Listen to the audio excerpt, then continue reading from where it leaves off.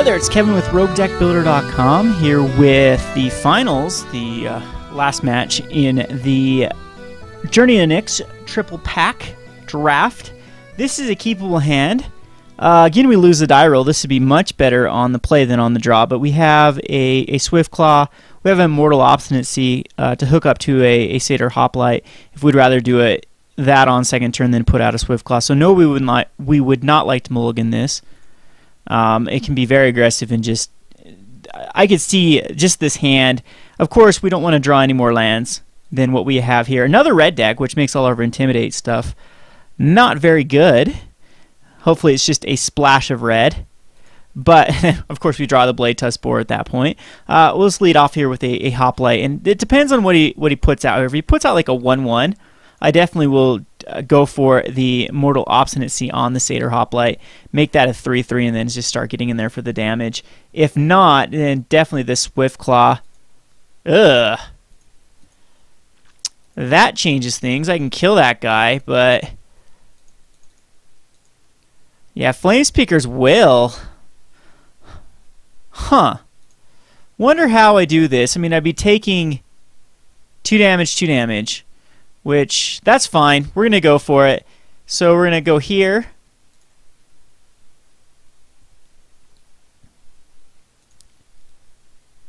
So we're trading 2 damage each way. And there. But he's on a 4-turn clock now. And I could actually move a counter to kill that thing, but I think I'm going to let it go.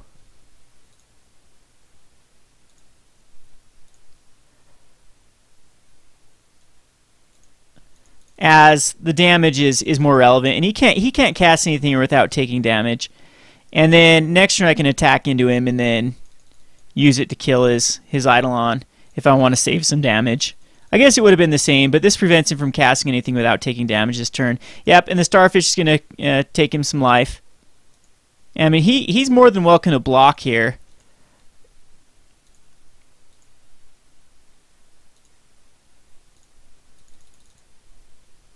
With the Starfish, which he doesn't decide to do, so now I will kill off the Eidolon, as I don't want to be taking any more damage. So it's just going to be the Swift Claw here.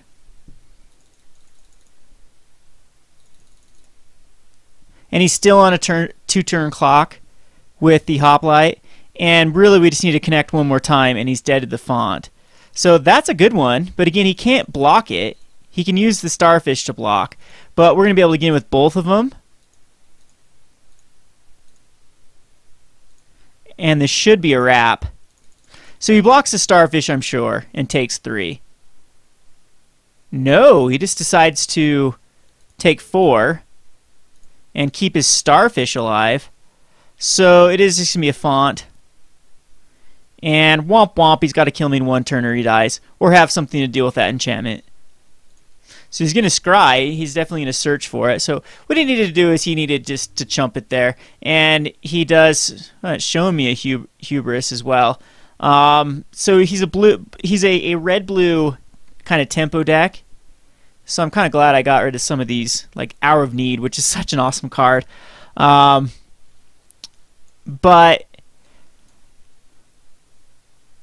from what I did see, Magma Sprays aren't very good. Now, he did have that enchantment that I can kill. I just think Starfall is probably so good in this format that I'm going to bring it in. Like, Flurry of Horns, I didn't get to see enough of his deck. Again, this High Priest was good in theory, but it isn't really panning out.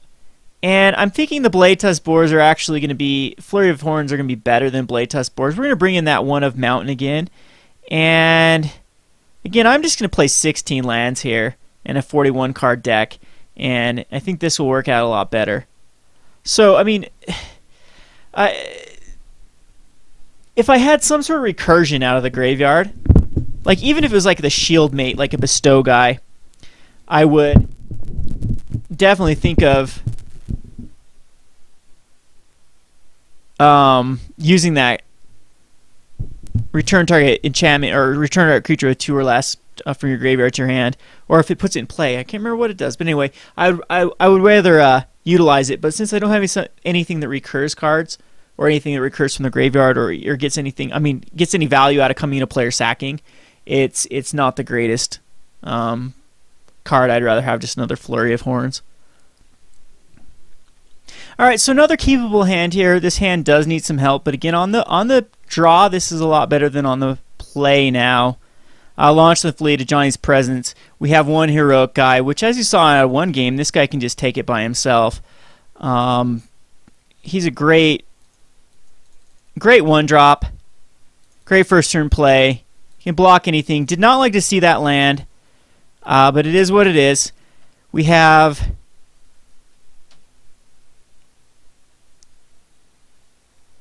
There's the Starfish again. That's going to block. Oh, another land. It's not worth, of course, not worth doing either one of these. So Mr. Starfish is definitely going to be able to scry and set up his hand. But I'm liking my chances on the play. Geez, another land. We are definitely getting land flooded in our little 16-card deck. That is almost half our lands we have.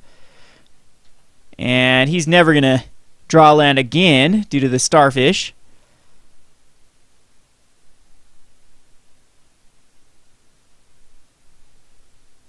He likes it on top, though. See if it's a Storm Chaser again. It is the Storm Chaser Chimera. We'll go ahead and cast the font. And hopefully we just don't get beat down by that Storm Chaser. We need creatures here for Launch the Fleet. And, he's really been able to set up this Storm Chaser. So, it's +X+0. So if I do draw into my Starfall, I've got an answer for it. I do have the Banishing Light that's an answer for it as well. And, again, these Fawn of Ires they're so good. Unfortunately, my guy does not fly. So I'm going to be taking just 2, though. So he's going to keep up some sort of mana here. Flamespeaker's Will. I'm going to go ahead and cast this. And I'm sure if he has like a Hubris.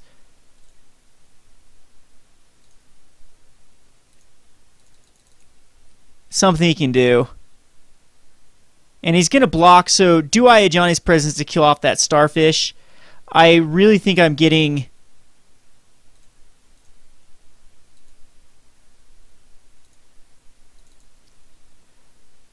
bounced or something here.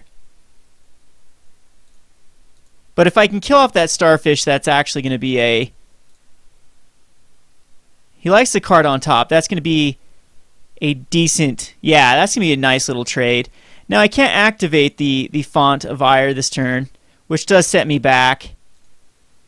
And he's got a flying... Oh, I am definitely on a clock here, but I've got a 3/7, which is going to turn into a 4. But... Oh, wow. Yeah, I don't see myself coming back from this. As now he's going to have everything as haste. I take a ton of damage here. So, I need a miracle. And I don't think I have anything in my deck that's a miracle. Can I do an insane amount of damage on one turn? And I don't think I can. This gives +2, so it's 3. I can do 6. I can do 11 damage. 11. Wait, Strive. If I can Strive and Strive, Launch the Fleet puts out a guy. Rouse the Mob on both of them. I think I give myself one turn. And if for whatever reason I survive this instant Rouse the Mob might actually get there. Depending on what I draw. Because this will make it a 4, a 5, 6, 7, 8, 9, 10. No, I can only do 10 damage. No way I can do 20 in one turn. So, yeah, we need some help. Do I have a haster? And again, this gives everything haste, so... with 3 cards in his hand, he's got to have some sort of answer, you'd think. Yeah, I needed to draw Starfall there. Because Starfall do 3... But then I'd still need to top into something, so...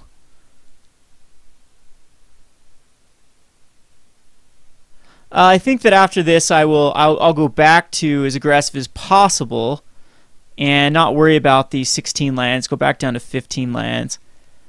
And just 2 of them, huh?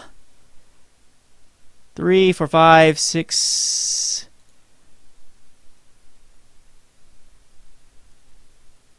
That's only 7 damage. It's got a pump spell. He has a pump spell. Alrighty. Could have just put that on his other guy. Alright, so Magma Sprays again. They just miss everything in his deck. The Flurry of Horns could actually get him. I think I'm going to go a heavier bit of Flurry, but then I'd have to go up to 6. But I still think these are pretty potent against him. The Line Breaker I'm gonna take out just because Intimidate I don't think does as well. Maybe the Skinks aren't that great, or even like the Sightless Brawler. I'm still liking the Starfall, still liking the Rouse. I can't cut a land now. Maybe it is just both the Flurry of the Horns, and we're keeping 2 in. And on the play, I just think the Skinks. Well, maybe with the amount of his Scryers, the Skinks aren't that great. So I will bring in the Flurry of Horns here, and we'll call this good. And we'll try to hopefully get a bunch of creatures out and just try to overwhelm him in one turn. Yes, we like to play first. I'm going to keep this. It's got everything I need. It's not the greatest hand, but it's not terrible. I mean, in Sealed, when you have all your lands to fix, when you have... I mean, I can cast Flurry of Horns. Yes, there is dead draws with more lands, and let's just hope we don't get any more. And we have 11 lands left in the deck, which is essentially 1/3 of our deck. So out of 3 turns, we should draw another one. Out of 6 turns, we should draw 2 of them. So it's going to give us 4 cards in 6 turns to deal with. So maybe this is a mulligan. And I was just being greedy here with this keep. Our opponent does have to mulligan to 6. That's going to give me a little bit of breathing room. Wish I would have an aggressive start here to punish him, but I do not. Again, no dead draws except for land, but as... Whoops. I tried to remove auto yields there. I passed the turn too quickly for this font. He doesn't have a Starfish, but he does... There's a Banishing Light to deal with anything that he puts out. That's going to be a great card, but we do need to get to the Flurry. And I'm probably just going to activate the font next turn to wait for oh geez, that's kind of a card that I have to deal with. Now, I still think it's activating font, or, well, sometimes you just draw all your lands.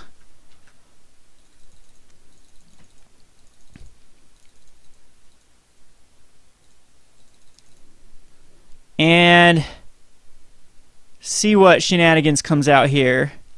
So it is going to do 2 damage to me, so this is going to leave it open for the Flurry of Horns. And a Mystic and nothing, so I can go ahead, sack this, do 5 to him. I mean, he can really... This card's pretty powerful. And it will be the Flurry. Wow, Magic the Gathering, you just love me today. This will get in there for 4. So now, I mean, top deck mode with the fonts, I'll have enough mana to actually cast them and sack them. So, and then I could Banishing Light next turn as well to get rid of any problematic card. And let's hopefully we can just out tempo him here. Yep, that's going to get... He smartly leaves back his Pensive Minotaur. That's definitely going to get banished. Now he can look at both of our top cards. Alright. Now, this is just ridiculous. I keep a 5-land hand, and I draw 3 lands in a card? Come on, Magic. There's 9. I just have 6 or 7 more lands out of my entire 28. But this is going to get banished. The Storm Chaser Chimera.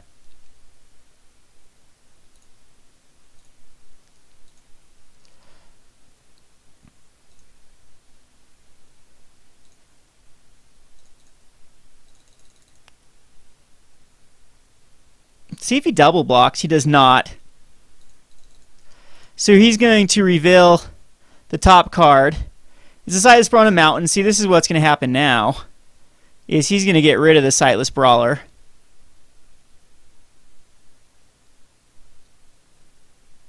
Yep, puts him in the graveyard.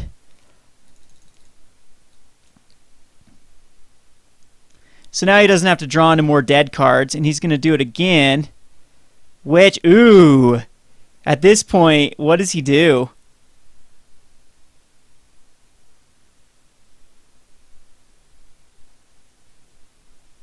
That's a risky, risky move. Oh, he allows us to have it. So he's essentially down to a 4. I mean, this gets him a Chimera, but it also gets a card for me to... I mean, if I get like a pump spell here, it's just game. So let's hope for one of our million little pump spells, like our Johnny's Presence. A Hoplight's not very good, but we can cast it, and it's something that he's going to have to be very defensive with.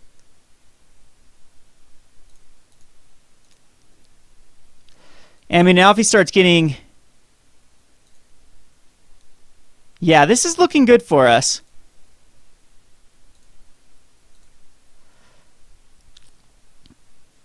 So, I mean, Storm Chaser Chimera is going to be cool with the Scry, with the Mystic, but, I mean, it's still a gamble to give me card advantage with him at a 9, and again, with all of my pump spells, and I've got 2 more fonts left in the deck out of 25. So it's anyone's game. Starfall, he's got it. That was a great one for him, because that would have been game. But that takes away a blocker. Well, that gives him a blocker back. See how he attacks in here. Nothing. So he's giving me time.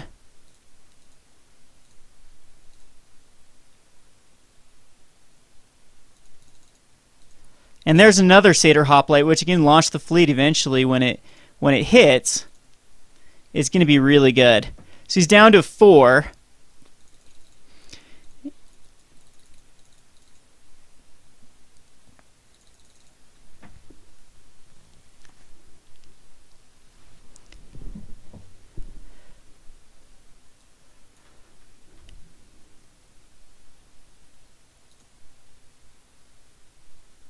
And, okay, so that helps me too because it gets rid of a useless card off my top.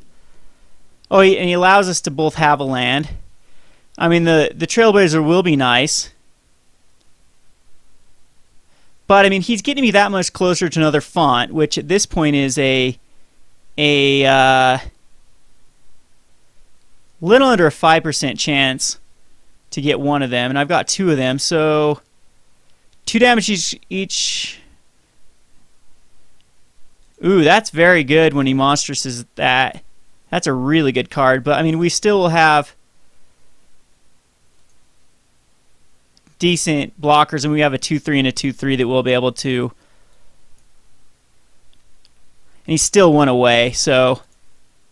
And there's the launch the fleet. That is game, right? Yep, that's game. So we're able to put out a Trailblazer, and he doesn't have any way to deal with this, so launch the fleet. 2, 3, 4, 5. 1, 2, 3, 4, 5. These all get counters. And that was the perfect card to draw into, as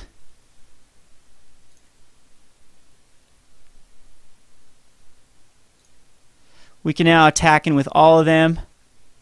And it puts, he only has 4 blockers.